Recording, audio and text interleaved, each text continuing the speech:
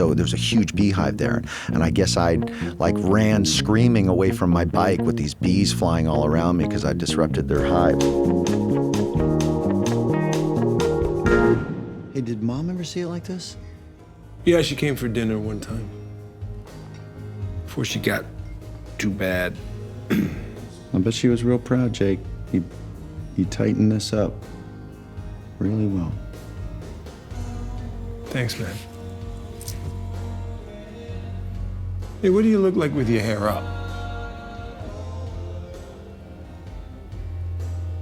Worse.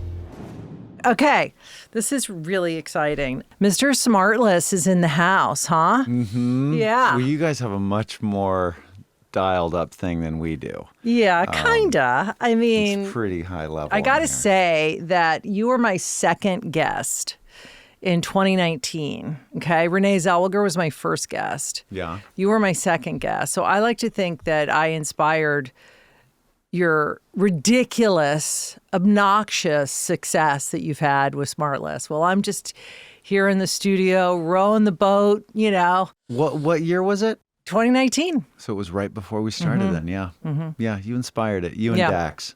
Yeah, right. Oh, yeah, Dax. Oh, yeah, he's another one that's over there cashing the checks. All right, we're going to talk about, obviously, Black Rabbit, your new limited series that I can't wait to dive into. And then that other little movie you did on the phone called Carry On that is giant smash success. Yeah. You were my second podcast, then you came on one time in COVID. So this is your third time, which feels like too long, first of all, because it was pre-Ohtani Dodgers. It was really grim.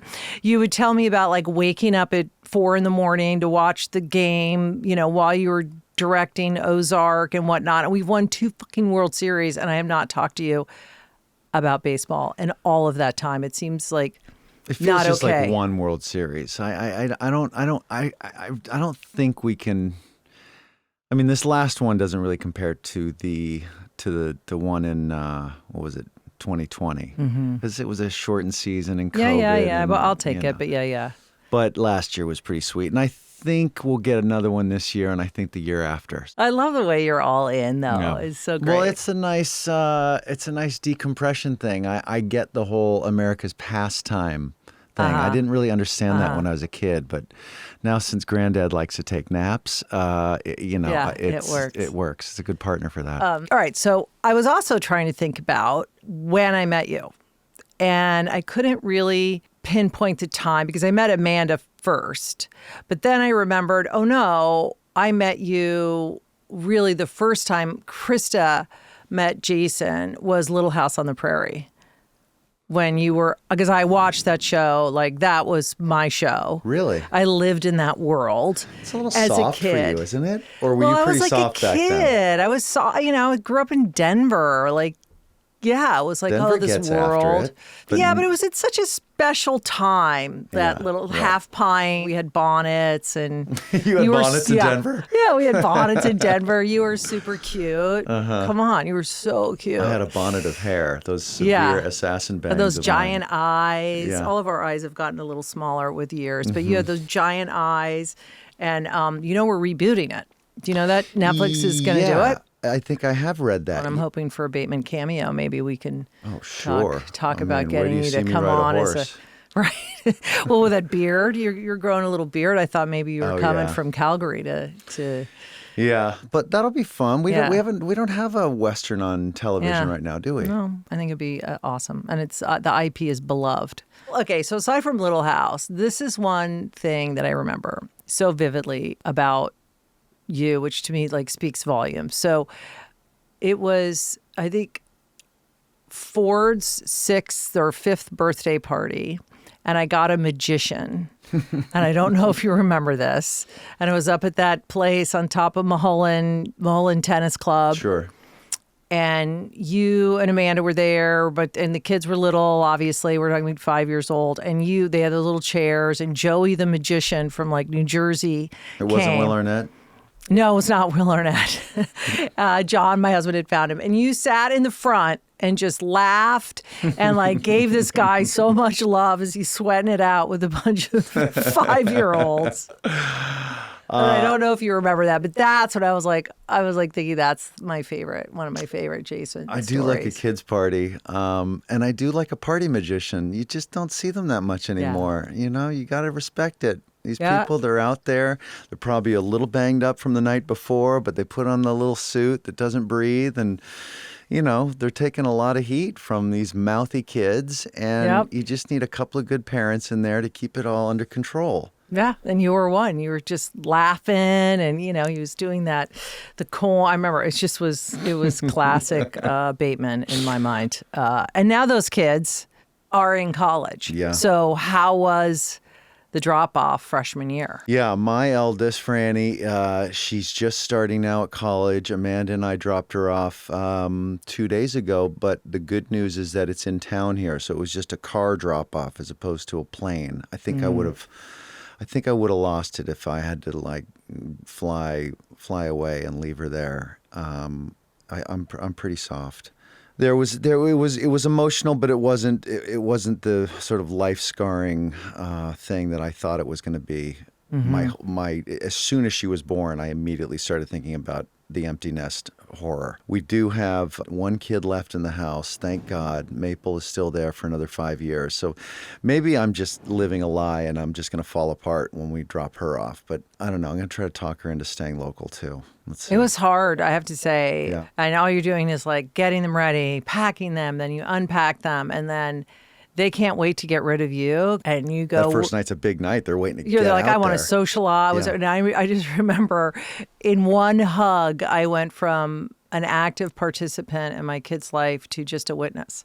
Yeah. Through all of it, did you miss wanting to go to college? Yeah, I, you know, that old saying, you know, you'll like whether your parents try to have you take piano lessons or whatever, and you're like, no, and they said, well, you'll thank me when you're older. Or I guess college is the same thing.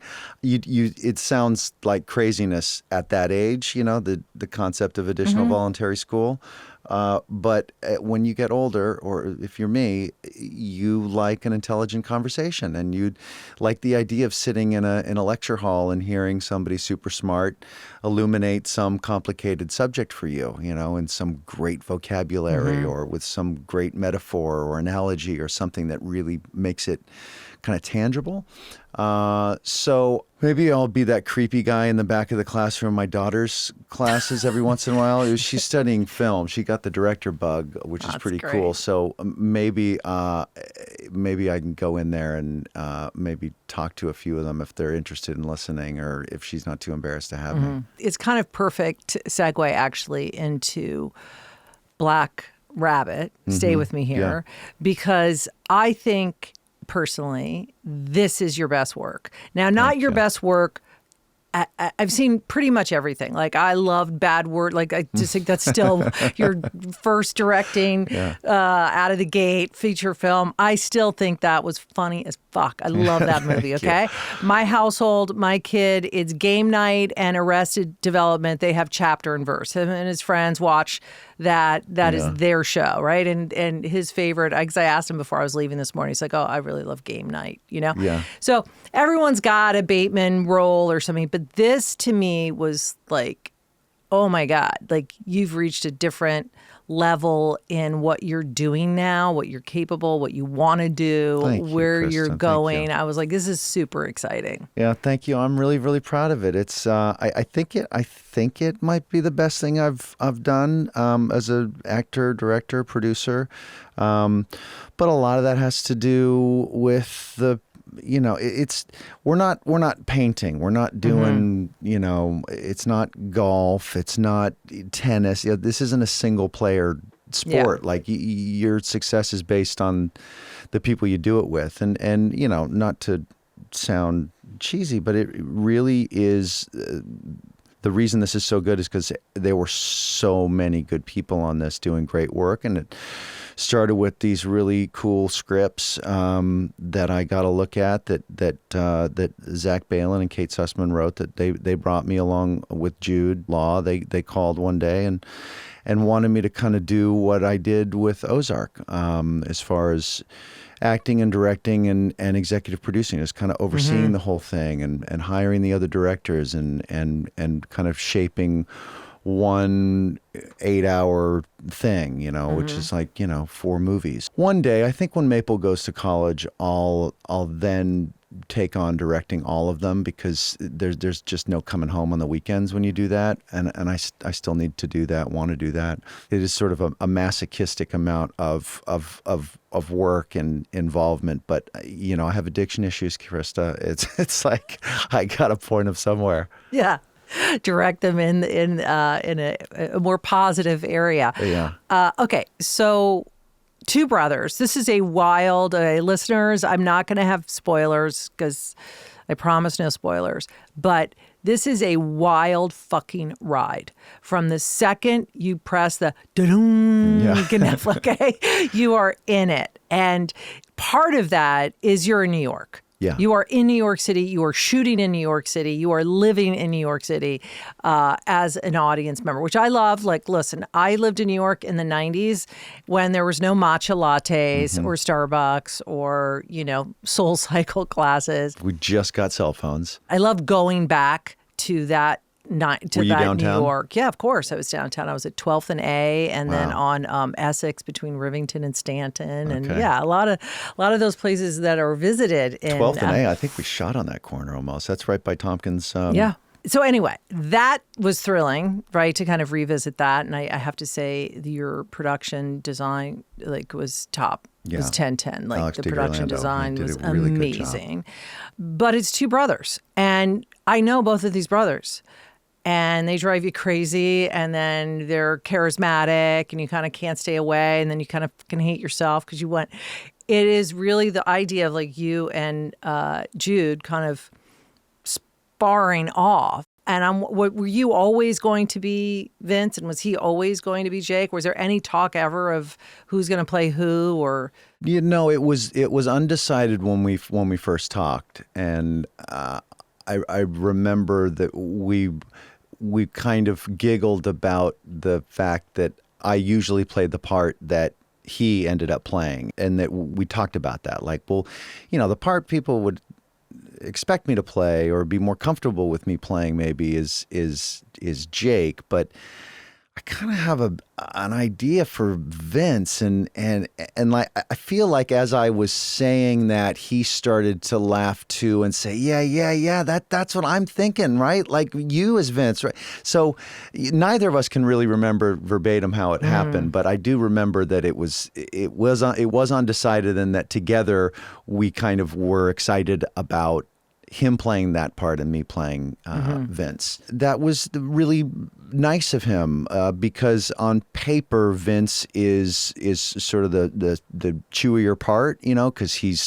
makes bad decisions and Chaos agent, right? Yeah, and to find the excitement in the other part, sort of in comedic terms, it'd be the straight man, as a part that he plays. In dramatic terms, is basically, I guess the protagonist.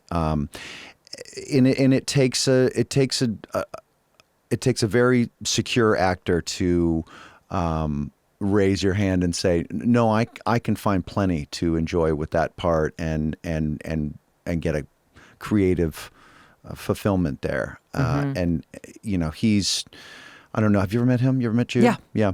He's just like the greatest guy you'd ever meet. And like on set, it's the same thing. And in front of the camera, the same thing. He's just tip top, this guy. So I just can't say enough about him. And his partnership throughout, again, in front of and behind the camera, his ability to kind of lead along with me and with Kate and Zach, and providing kind of this environment, this harmony from the top, establishes this really great place to work. He was really helpful in making that a genuine and sincere thing. That's funny that you say that, because you have said a version of that, and I have the clip of that because I wanted to talk to you about that. Okay. It's a really privileged place to be when you're dealing with a group of people that are incredibly skilled and work incredibly hard. It's really hard work. So I think the least you can do is have done your homework and have a point of view and be in whatever disposition you need to be a sincere collaborator and all that stuff. It goes back to your work ethic. And I know you're all in. You talk about addict personality, whatever. You're all in. When you're all in, whether it's the Dodgers, whether it's the commercial, whether it's a podcast, whether it's Black Rabbit, and you're shooting basically 4 movies, 8 episodes, Yeah. right? That's a long time. And you talk about how important it is to show up, to be in a good mood, regardless of the mood you're in, because you set the tone, especially as a director. Yeah. And I always wonder, why doesn't everybody get that memo? Because Yeah. you're right, so much, this business is so fraught with so much, but that's one part of it, right? Is everyone kind of comes to the day with a different POV or a different attitude, and This is in everybody's life. It's all about the inevitability of tomorrow. Like the sun is going to rise and you don't really have anything to say about it. And so how would you like tomorrow to go? Do you have that big test that you've got to take at school tomorrow? Well, do you want to wake up and have that first feeling in your stomach be that anxiety, sour kind of pinch that happens? No. Well, then so study really hard the night before or the week before and really know how to nail that test tomorrow. So when you wake up in the morning, you're excited to get to school. It's the same thing with directing something or acting in something. Like, just know what you're doing. And so prep, and really collaborate with people. So the day is done before you even get there. And now we just need to execute what we've already planned. And I noticed that people that are usually in a kind of a prickly mood on set are usually those that are a little too nervous to be nice. And that's probably because they're just a little underprepared for them. They don't feel like they're over their skis. And it was always a good lesson for me to make sure I've got my room clean before I get there. All right, so let's talk about Vince a little bit. Yeah. So this is someone a character type that I've never seen you do before. It's also, it is a two-hander, Jude Law. I mean, first of all, was there anybody more beautiful and talented Mr. Ripley? My God, love watching him age, too. Yeah. Talk about a privilege. The guy's so talented. Yeah. He's fantastic in this. Can you talk to me a little bit about kind of, other than the challenge, like what drew you to this in terms of the dynamics of the family dynamics and just the whole ensemble cast? I mean, there's a lot of different things that drew me to it. The main thing really was a directing thing. So what is the environment where this story takes place, and what is kind of the feel of the story, and do those elements lend themselves to the things I like to do as a director, which primarily right now I think gets me most excited about directing is everything but acting, because acting has been what I've been doing forever. And so it's camera, it's mood, it's aesthetic. And so, if you do a lot of those things in comedies, you might start to over-direct them a bit. I mean, comedies it's less vital to create kind of texture, and although with Bad Words, I did use a lot of long lenses and desaturate the color stuff. I think you could still make people laugh with that. But so there was a lot of grit to this, which I really liked. A lot of danger and unsettling moments and conflict. I did really like this character a lot too. I love New York. I've always wanted to live there. I knew that this would put me there for about 8-9 months, and obviously the scripts too. And I knew a lot of people in the crew that I like to work with are in New York, and so I was really excited to give them a call and say, "Hey, are you free? Because I got a tasty thing that." So all of those things really drove me to it, not the least of which was also, Jude Law's calling. I'd never met Jude before and been a fan of his forever. And I knew, much like, when I was lucky enough to talk Laura Linney into Ozark, I knew that she would really be this great recruiting element for the rest of the cast, the rest of the crew, and it would be a really clear declaration to the audience of what the show is and what it isn't, as far as her pedigree goes. And I knew that Jude would be of like quality for the audience that this is a Jude Law thing. Well, it probably doesn't suck. It's probably pretty good. Otherwise, he wouldn't do it. You know, I'm a little more suspect, but I can draft behind him a bit. Yeah. So we all love Laura Linney. She's America's sweetheart. Who doesn't love Laura Linney? But her in Ozark, it was another level of Laura Linney, right? And the two of, I mean, I still think like that it's one of those just shows that I find no fault with. It's a perfect show, perfect series, perfect ending. And last time you were on, I dissected that ending with you and Chris. It was fantastic. Yeah. Launched so many other careers for people, I think. And the directing of, so Laura directed, I think the third and the fourth episode of Black Rabbit. This Black Rabbit, right? So how was that bringing her back and just like getting the band back together and having her direct? She's worked with so many incredible directors and done so much incredible work as an actor for so long and has been on a set for ever. And so her set IQ and her exposure to great directors is kind of unmatched. And so I was always saying to her during Ozark, like, you really should direct one of these episodes. You should,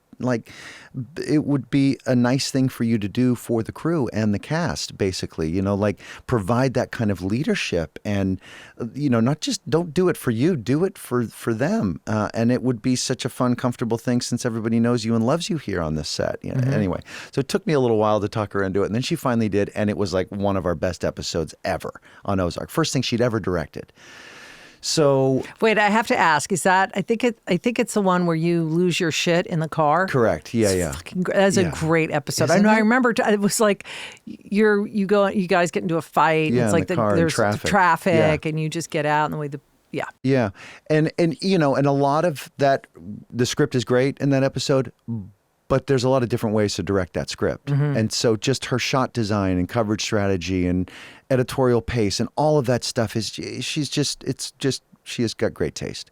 So anyway, so we're doing Black Rabbit, and I had just had dinner with Laura, I think the night before or a couple of nights earlier. You know, I had thought about Laura earlier anyway, but I thought, would it be weird to Jude and to everyone that, you know, because I directed the first two, and then I'm gonna have Laura Linney come in and do episode 3 and 4, and I've got my A camera operator from Ozark already set to do 5 and 6. So would they think like, hey, guy, come on?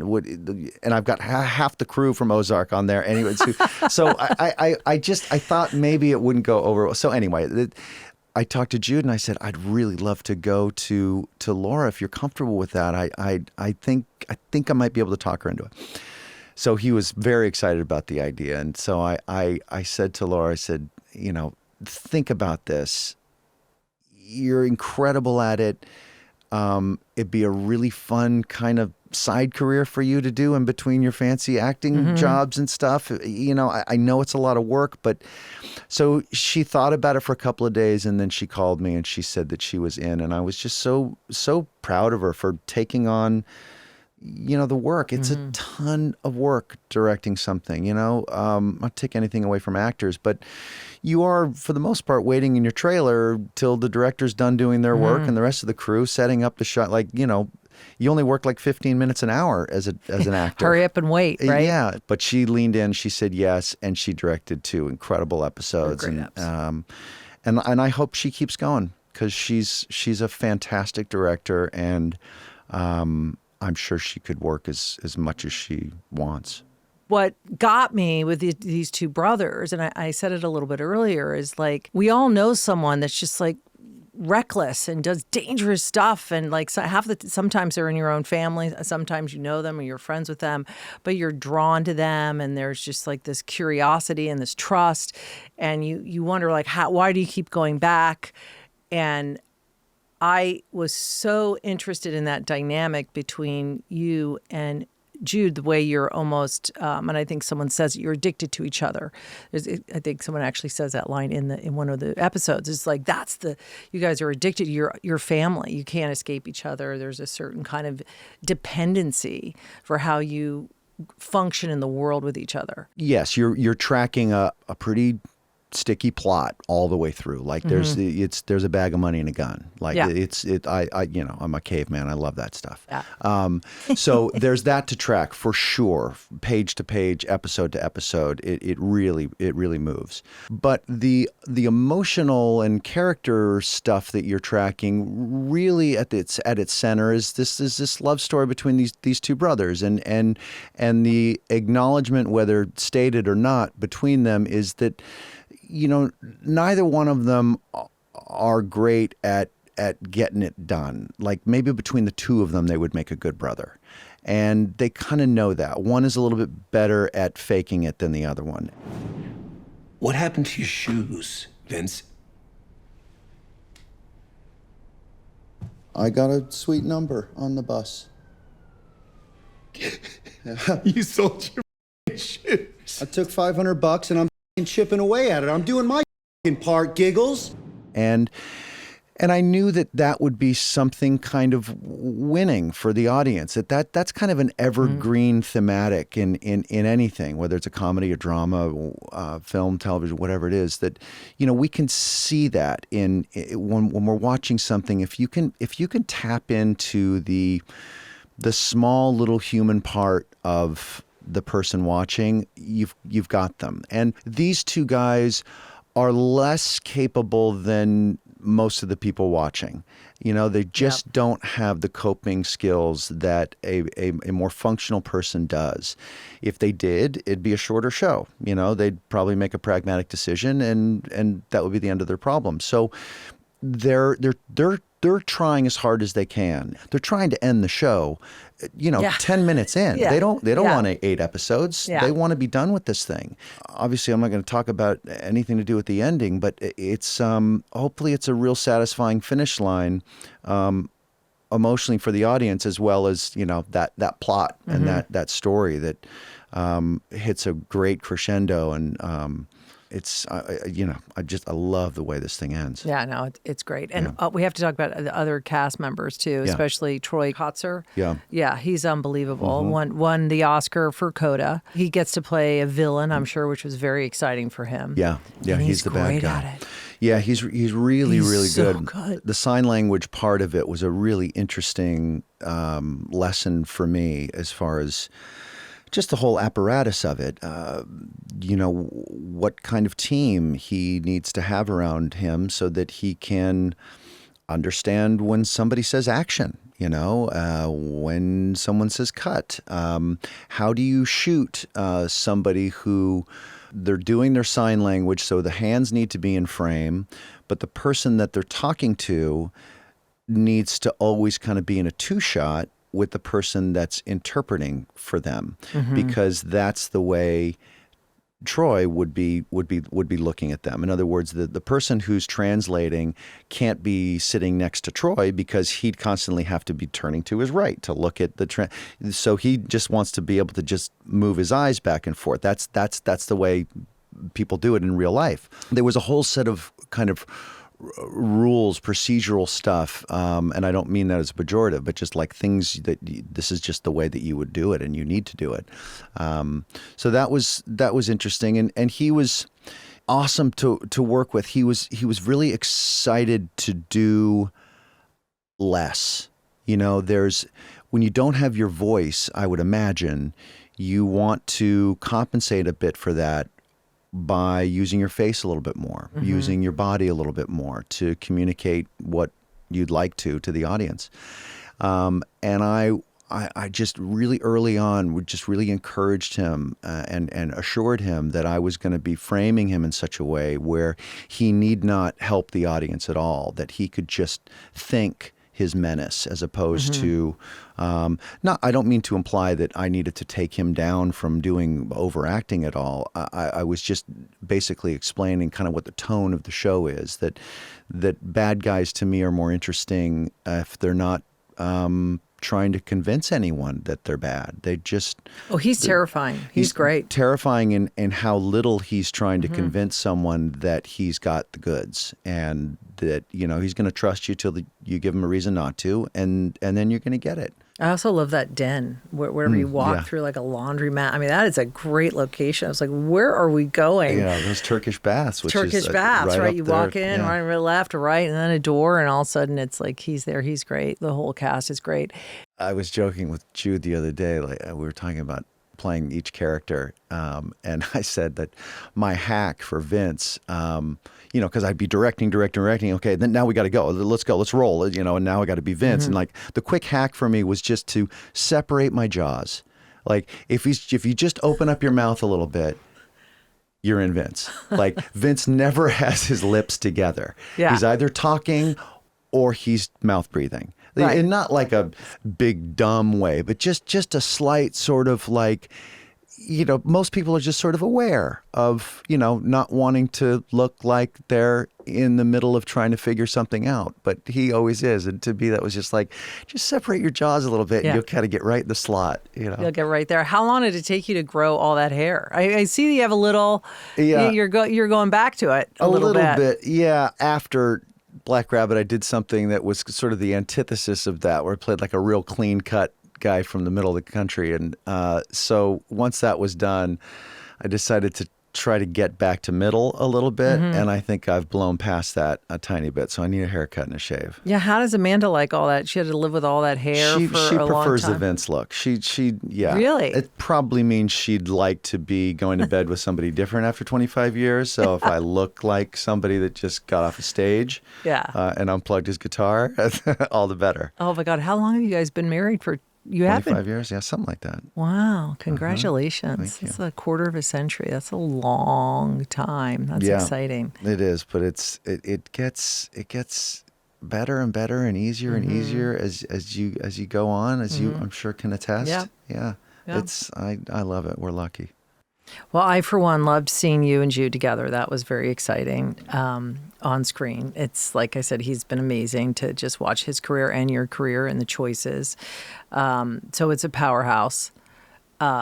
And I can't wait for everybody to see it. Yeah, me too. And now I'm going to talk about Carry On, where you acted with a phone. Yeah. Quite the opposite. I thought that was going to be an easy job. Then they said, no, we actually want you to be on the set, just off camera, doing all the microphone work. I thought I could do it from my house in LA. Yeah. No, we're going to need you here. You just wear a black hat and talk into a phone and your like your own podcast studio. Yeah. It dropped right before Christmas, and it still became one of Netflix's most watched films of 2024. Yeah. I mean, it was just exploded as soon Yeah. as it dropped on the surface. Half the movie, you were talking into a phone. Yeah. Yeah. How is that as an actor to do that? And is he on the other end? No, you're just talking. Yeah, yes, I'm speaking into a microphone just like this, and that's going into a little Oh, it thing is good. practically, Okay. into his ear. And then, that's like the first, quarter or half of my job on that. And then eventually we get face to Yeah. face, and then it's kind of out of a shotgun at that point. But yeah, that movie's a ton of fun because it is so linear. It's kind of, I think it happens almost in real time, right? It's, Yeah. so that was really fun. I had not done something like that, like a real fun popcorn, action thriller, and I loved working with Taron. He's just such a good guy, and we shot it down in New Orleans at an airport that had just closed, so we didn't need to build that big, huge set. We had an empty airport right there, a big, Wow. huge international airport. And you have one of the best death scenes ever. Yeah. I mean, Yeah, boiling away in that oven. I think, I put on a pretty extensive prosthetic, special effects makeup kind of appliances and stuff. And it was so well done that I think they had to kind of frost the glass because it was just so grotesque. That Oh, they really? It kind was of had too to gross? dial back a little bit. Yeah. But it was a lot of fun to do that, to sort of melt away. yeah, no, that was a good one. I remember thinking, oh, Jason got a really good one here. But now it's such a hit. Where's our, you can't have a sequel. The villain. It's going to have to be a prequel, or I prequel. just kind of come back and look something like Deadpool. Right. I love the villain era for you. It's kind of fun. It's like, I don't know, I like a little the bad guy. Okay, so I'm going to ask you about a couple fun questions. First of all, why haven't I ever been on Smartless? You were. Do you not remember that? Oh, No, Krista, I you just gotta stop forgot, drinking. yeah. This is terrible. And during the day too. I know, I guess. I missed that moment. How can you spend so much time with Will Arnett? Because he's the funniest guy in my world, and I think I could search and probably still not find a funnier one. I mean, Sean Hayes is running a Yeah. pretty tight second, which I think he would readily admit. It's hard to beat Will Arnett. You know, he's just louder than everyone else. Yeah. You know. He's loud, that's for sure. I'm happy to see Amy Poehler getting in the podcast business, so I will say. Yeah, she's doing I'm happy well, to see right? her do that. Yeah, it's great. Very happy. So here is my theme question this season on Skip. You know how people talk about FOMO. I want to talk about JOMO, okay? So That is joy of missing out. joy of missing out. So Jason, this should be a really easy one for you. I've already got it. Yeah. What are the things that you are so happy to avoid? Anything after 4:00. So we're in deep violation now. Where are we? We're 40 minutes past my pajama and MSNBC time. No, I love because I'm very, very lucky to spend so much time away from Los Angeles working. I mean, I would like to be working in Los Angeles, but I'm very lucky that I've been working a lot lately. That when I am home, I just love to nest. There's nothing I like more than being in the house with the kids, or kid now, and Amanda, and just, being boring and actually trying to create boredom. I really feel like relaxation lives in boredom. Like you can't really relax until you're bored. And are you bored on your phone, or are you just No. bored? I'm watching every You're- Dodger game. I'm watching this outrageous news all the time. Yeah. It's just like it's incredibly overwritten, this news stuff, but it's fascinating to me. But I like hanging out with my friends at a Dodger game if they're in town, or I'll go take that nice long walk in the park called golf, and talk with them for 5 hours. How's your golf or- game? It's better when I'm home, and it takes a real hit when I'm working. Do you still eat your 40 pounds of lettuce and salad, and you still do that? Yeah, I'm just boring as hell. And have you stopped eating after 4, or do you eat? I still enjoy my lack of discipline every once in a while. But, again, like all the drinking and other stuff that's Yeah. been gone as long as Amanda's been in my life. And so, sugar and salt and all that stuff is all I've got now, I've seen you take down some chips and guac. Oh, yeah. Yeah. I do like, I like to toggle between the sweet and the salty. Yeah, it's so delicious. Okay, birth order. That's my other question I have. That was last year's question, and now I'm just making it part of the repertoire because the answers are so interesting. So you have a sister, Justine, who I know I love when sometimes people call you Justin and all of that. I'm Once sure a it's day, yeah. does it still happen? It is once a week, probably. Yeah. Once a week. How do you think your birth order affected who you are as a person today? It's a great question.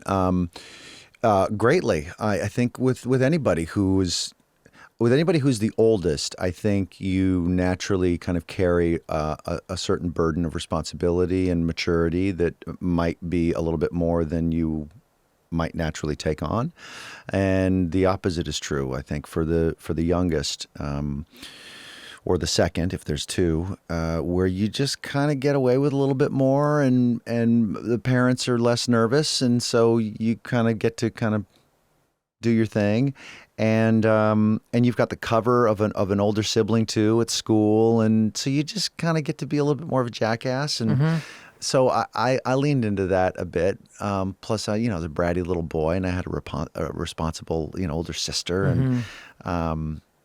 Yeah, gender, I think, would probably play into it, too. I don't know. Boys are always getting into trouble and jumping off stuff, I mean, I feel like I got pretty lucky with two girls, They only took me to the emergency room, I think, once or twice. But boys, it's once a month, Yeah, it's once a lot year. different. I mean, Yeah. my kids are pretty gentle, but one did throw a party while we were at it in an emergency room. Yeah, while you were at the emergency room. Yeah, I was like on the Ring camera. I'm at Cedars, and I'm like, why is this cars keep coming to the house with that ring light? And I'm like, wait, what's going on? Why are He just Ubers wanted to and people- squeeze a quick yeah, 20-minute pool party. in. Yeah. Pool party where I'm at Smart. Cedars with John. It was great. That takes Yeah. that takes some Yeah. moxie. Any irrational fears? It was bees for a while. Mm. I've gotten on the top side of that. Bees. Have you ever been stung? Yeah, yeah, and I didn't remember the event that caused the phobia.